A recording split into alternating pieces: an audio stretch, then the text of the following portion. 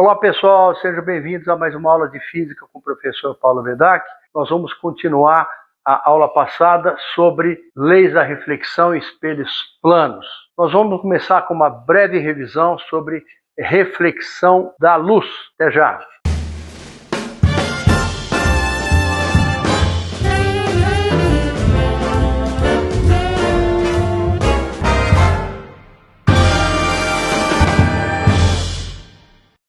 Nós temos um simulador aqui americano, não se preocupe com o inglês, não é ele que é importante. Importante são as figuras, tá bom? Eu tenho aqui um raio de laser, um canhão de laser, né? E aqui um espelho e um transferidor. Ele quer mostrar aqui o que acontece com a reflexão da luz, né? Olha lá, ele está mostrando que o ângulo de incidência foi de 55 graus e o de reflexão também é 55 graus, coisa que a gente já sabe. Ele pede aqui que a gente arraste o canhão de laser para mostrar que isso sempre acontece, não importando o ângulo, né? Aqui eu pus 47 o ângulo de incidência, o de reflexão também vai ser 47. É a segunda lei da reflexão que a gente já viu. Aqui de novo, um outro ângulo, né, do canhão de laser, mostrando de novo o ângulo de incidência 46, o ângulo de reflexão 46 graus. Aqui é uma simulação de algo que a gente já sabe, né? Ele pergunta que você pode colocar um ângulo de 27 graus. Olha lá, vou colocar um de 27 graus então. Tá aqui 27 graus e ele está mostrando que também o ângulo de reflexão é 27 graus. Tudo isso a gente já sabe, tá bom? Eu não preciso ficar o tempo todo fazendo isso, né? 75 graus ele pede, vamos lá então, 75 graus, mesma coisa, né? Pessoal, vamos falar um pouquinho sobre espelhos planos. O espelho plano é uma superfície refletora, regular, plana. Todo mundo tem um espelho plano em casa, não é? Todo mundo se vê de manhã no espelho plano para pentear o cabelo. Vamos ver aqui, eu tenho aqui os olhos de um observador. Nós, por exemplo, olhando no espelho. E aqui um objeto qualquer, desenho uma bolinha aí. A gente sabe que quando a gente olha para um espelho plano, a gente vê a imagem do objeto lá dentro. Vamos chamar lá dentro do espelho, né? A gente vê a imagem do objeto. Agora, vamos ver qual é o mecanismo que faz com que a gente veja o objeto lá dentro, né? A imagem do objeto. Então eu tenho aquele objeto lá, e eu vejo a imagem dele. Aqui, ó, a imagem do objeto no espelho plano, ela sempre ocupa a mesma distância do objeto ao espelho. Então, a imagem tem a mesma distância do espelho que o objeto ao espelho. Mas qual é esse mecanismo? Por que eu vejo algo chamado imagem dentro do espelho? Bom, se eu vejo algo, é porque eu recebo luz dessa coisa, tá? Eu só vejo aquilo que emite luz que chega aos meus olhos.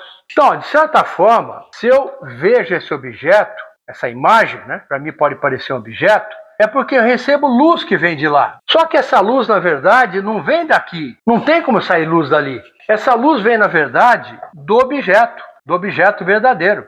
Essa luz vem daqui, ó.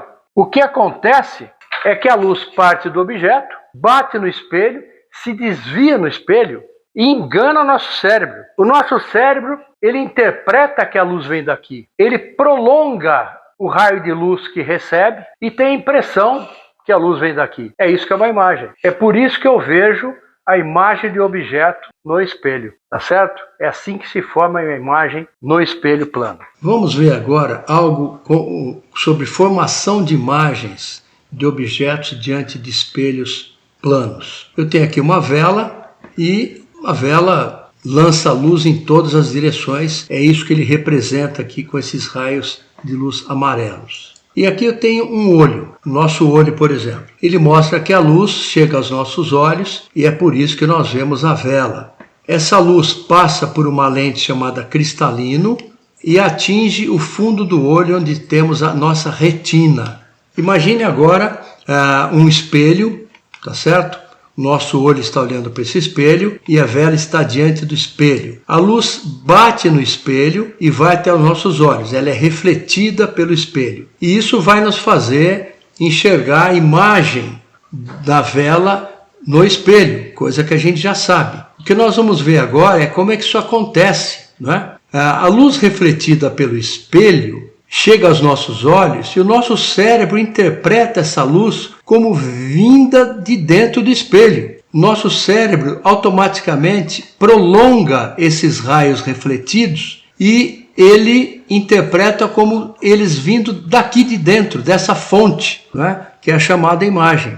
Nosso cérebro interpreta a luz como vindo daqui. É assim que se forma a imagem de um objeto diante de um espelho plano. Isso então é chamado imagem. Ele está mostrando aqui que não importa a posição do nosso olho, há muitos raios, infinitos raios emitidos pela vela e sempre existem aqueles que batem no espelho, são refletidos e atingem os nossos olhos, tá bom? Mas veja que a imagem está sempre no mesmo lugar, não importa a posição dos nossos olhos. Isso é uma coisa importante. A imagem está sempre lá, no mesmo lugar. Quem determina a posição da imagem é a posição do objeto diante do espelho, e não os olhos do observador. Agora, isso aqui é interessante, porque um objeto, em geral, é extenso, né? Você pode pensar na formação da imagem do topo do objeto, tá bom? Mas tem a base do objeto, que vai também formar uma imagem. Mas você tem outros pontos do objeto. Cada um deles vai formar uma imagem. E é o que eu estou fazendo aqui. Eu estou formando a imagem de vários pontos do objeto, que são, na verdade, infinitos pontos. Cada um deles vai formar uma imagem. E aqui o exercício ele pergunta, qual vai ser a imagem final dessa vela? Ele pergunta, entre essas aqui, qual é a imagem final? Vocês saberiam dizer? Qual é a imagem final? Um espelho plano não produz imagem invertida, não é verdade? Não produz imagem invertida. A gente sabe que a imagem é direita, né? E do mesmo tamanho. Então seria ou essa primeira ou a última. A gente sabe que é essa primeira, porque a imagem é sempre assim. A parte mais próxima do espelho vai ser a mais próxima na imagem também. E agora ele está completando essa imagem, como a gente viu aqui. Isso vale para a vela, mas vale para uma pessoa também. Ele colocou um boneco aqui, mas vale também, claro, para qualquer objeto. E é assim que a nossa imagem se forma diante do espelho. Cada ponto do nosso corpo forma uma imagem e nós temos uma imagem total. De novo ele pergunta qual dessas aqui é a imagem, e é interessante lembrar. Veja, o pé, o ponto mais perto do pé vai formar uma imagem mais próxima do espelho. Então seria essa primeira aqui, a imagem formada, né? Essa primeira aqui, tá certo? Ela que seria a imagem, seria essa mesmo? O que vocês acham? Por que não é essa, hein? Por que não é essa? Olha o cabelo, né? Olha o cabelo dele aqui. Essa imagem está incorreta. Qual que seria então, hein? Seria essa aqui, ó. O cabelo está virado para lá, na imagem vai estar virado para o outro lado, tá certo? Precisa tomar muito cuidado com isso. Pronto, olha lá, descobri a imagem. Esse simulador faz uma espécie de joguinho, né? Para quem quiser trabalhar com ele. E qualquer detalhe faz a gente errar, como eu mostrei aqui. Bom, ele serve para mostrar para a gente como é que se forma a imagem diante de um espelho plano. Vocês acabaram de ver um vídeo, uma simulação, para reforçar um pouco isso que eu falei de formação de imagens de espelho, né? Que é um simulador que o pessoal usa para reforçar com alunos, né? Essa formação de imagem, para vocês guardarem um pouquinho mais aquelas coisas. É um simulador americano, esqueçam o que está escrito em inglês, não precisa, né? Vale mais aquelas imagens. Vamos falar numa coisa chamada translação de espelhos planos. Nós vamos sempre representar espelhos planos com segmento de reta e esses cabelinhos assim, né? Já estava usando isso. Translação de espelhos é quando eu pego o espelho e faço com que ele mude de posição sobre uma linha perpendicular a ele, tá bom? É translação de espelhos. Vamos imaginar aqui o seguinte. Eu tenho um objeto diante do espelho plano. A distância dele ao espelho eu chamei de x e, portanto, a imagem formada também estará a uma distância x do espelho. X de um lado, x do outro. Eu fiz com que esse espelho se transladasse numa distância d. O que é que vai acontecer com a imagem? Vamos ver. O espelho se trasladou d. Se o objeto estava a uma distância x do espelho, agora qual será a sua distância até o espelho? Seria x mais D. Então, qual seria a nova distância da imagem ao espelho? X mais D. O que é que aconteceu com a imagem, então? O que aconteceu com a imagem em relação ao objeto? Se o espelho se transladou D, de quanto se afastou a imagem do objeto? Antes, a distância dela ao objeto era 2x. E agora, qual é a distância da imagem ao objeto? É 2x mais 2D, correto? Antes era 2x. Agora a distância total é 2x mais 2D. Então o que aconteceu? Se o espelho se transladou D, de quanto se transladou a imagem? 2D, não é isso? Então se o espelho se afasta do objeto 1 metro, de quanto vai se afastar a imagem? 2 metros, tá certo? Então o resultado disso é, o espelho se translada uma distância D, a imagem se afasta 2D do objeto. Isso traz uma consequência curiosa. Se o espelho se afasta do objeto com uma velocidade v, a imagem vai se afastar do objeto com uma velocidade 2v. Tá? A imagem se afasta com uma velocidade maior do que o espelho. Se uma pessoa está diante do espelho e alguém carrega o espelho com uma certa velocidade, ele vai se ver no espelho com uma velocidade, se afastando com uma velocidade ainda maior. 2V. Pessoal, vamos ver agora uma coisa chamada rotação de espelhos. Nós vimos translação de espelhos. Agora vamos ver quando o espelho gira em relação a um certo eixo. Vejam aqui, ó. Eu tenho um espelho plano nessa posição, um raio incidente sendo refletido. Normal, né? Aí eu giro esse espelho em um certo ângulo alfa. É o mesmo espelho que girou. Então aquele raio de luz que antes batia aqui, agora vai bater aqui. E esse é o novo raio refletido. Isso eu chamo de rotação de espelhos. Agora, o que é que acontece aqui? Do mesmo modo que o espelho girou, sofreu uma rotação, vai haver também uma rotação do raio refletido. Porque veja, esse raio antes ocupava esta direção. Agora o novo raio refletido ocupa esta direção, correto?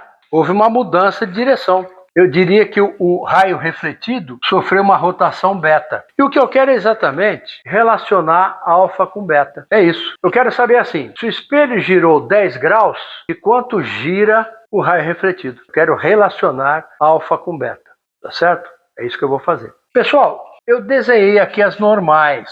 Primeira reflexão e na segunda. Aqui eu preciso tomar cuidado para não poluir demais esse desenho. Esse aqui seria o ângulo de incidência I. Esse aqui o ângulo de reflexão. Eu vou chamar de I também, porque são iguais, né? Para evitar ficar usando muita letra e confundir vocês, eu vou chamar de I também. Aqui também, ó, seria ângulo de incidência, que eu vou chamar de I', e aqui seria R, eu vou chamar de I' também, porque eles têm a mesma medida, tá certo? Bom, uma outra coisa. Aqui também é I e I, porque eles são opostos pelo vértice, os dois aí. Esse aqui, ó, é 90 graus menos I, que aqui é normal, né? 90 graus. Se esse pedaço é I, aqui é 90 menos I. É uma demonstração meio chatinha, pessoal, mas aguente firme aí, tá? Deixa eu tirar minha gatinha daqui, subiu aqui em cima das coisas. Fofinha. Do mesmo modo, eu posso dizer que esse aqui é 90 graus menos I', porque é normal, né? 90 graus menos I'. Esse também, eu vou escrever aqui embaixo para não poluir demais. 90 graus menos I'. É muito ângulo, né? Mas acho que já deu, quer ver? Agora eu vou fazer assim, olha. Vamos pegar esse triângulo que envolve o alfa. Esse aqui, ó.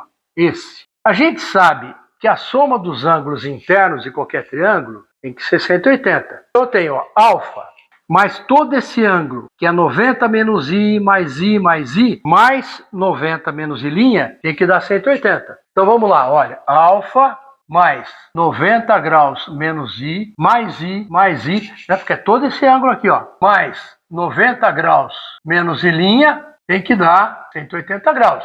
Olha, esse 180 com 90 mais 90 vai para o espaço, né? Menos I com mais I também. Sobra que alfa vai ser I' menos I. Pronto, eu vou guardar isso aqui. Passei para cá, o menos I' ficou I', e esse I ficou menos I. Agora vamos pegar esse triângulo que envolve o beta. Mesma coisa, a soma dos ângulos internos tem que dar 180, né? Eu tenho beta mais I. Esse é 90 menos I. Esse de baixo também. I', né? Esse também de baixo, 90 menos I'. Então eu tenho beta mais I, mais 90 menos I', mais 90 menos I', tem que dar 180. Então vamos lá. Beta mais I, mais, ó, 2 vezes o 90 menos I', tem que dar 180 graus.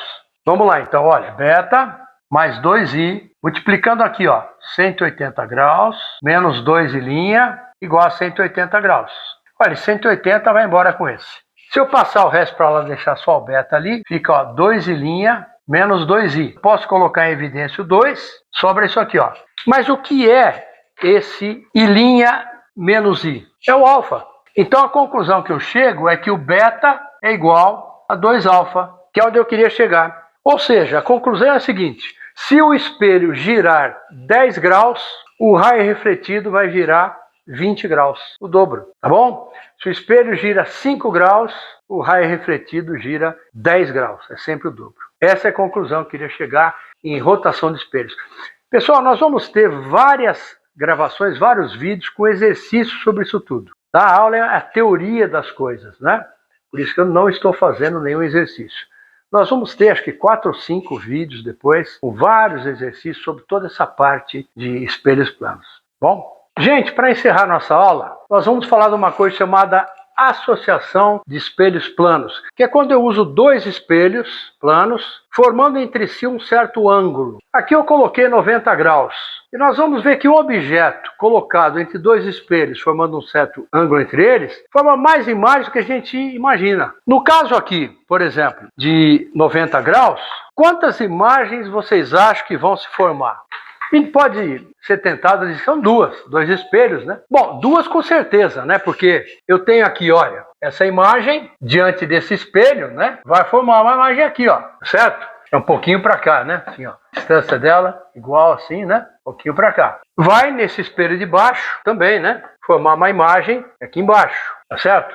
Ah, mas por que teria alguma outra imagem, né? Acontece o seguinte. Aliás, se você fizer o experimento, você vai ver que vai acontecer o que eu vou falar aqui, ó. Esse espelho é como se formasse uma imagem desse espelho. É como se esse espelho continuasse para cá. Idem desse outro espelho. Esse espelho forma uma imagem daquele espelho. E o que acontece é que imagem também funciona como objeto. Essa imagem vai funcionar como objeto para esse espelho. É como se ele continuasse para cá. E vai formar uma terceira imagem daquela imagem. Aquela imagem funciona como um objeto e forma aqui uma imagem. Então essa imagem é uma imagem da imagem. Essa imagem também formaria uma imagem aqui. Só que elas coincidem no caso de ser 90 graus. Se for menos ou mais, elas se separam. E aí eu vou ter mais ainda do que 3. Mas é esse o motivo de você ter mais que 2 imagens.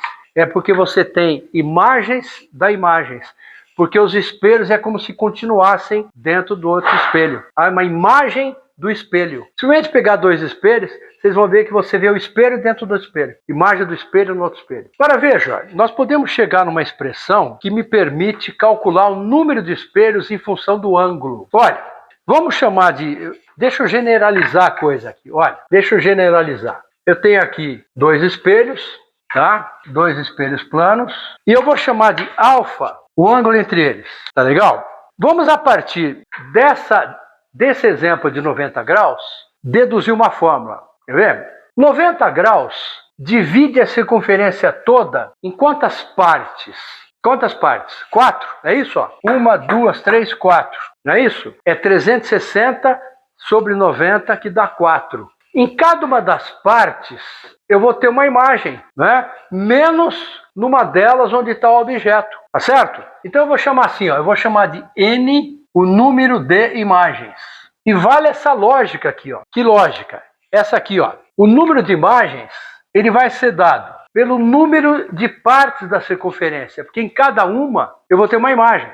Em quantas partes um ângulo divide a circunferência? Se for 90, divide em 4. E se for 60, seria 360 por 60. De modo geral, o número de partes, né, é 360 sobre alfa, correto? Só que eu tenho uma imagem em cada pedaço, em cada parte, menos em uma, que é onde está o objeto. Então o número de imagens seria isso aqui, menos 1. Pronto, ó. É assim que eu vou encontrar o número de imagens quando dois espelhos são associados. E vamos fazer uma conta de cabeça aqui. Em 90, nós vimos que são 3 imagens. E 60? Se os espelhos formarem entre si 60 graus. Vamos ver. 360 por 60, 6. Menos 1, 5 imagens. Então, se os espelhos formassem 60 graus, eu teria 5 imagens, ao invés de 3. E assim vai. Você pode fazer a conta que você quiser, conforme o ângulo. Pessoal, valeu! Esse foi o último item dessa aula. Nós terminamos assim espelhos planos, mas você tem uma série grande de exercícios para você treinar. Foi um prazer estar com vocês nesse assunto, mas ó, tem chão, hein? Tem muitas aulas aí, muitos vídeos sobre todos os assuntos da física. Valeu? Grande abraço, bons estudos e até a próxima.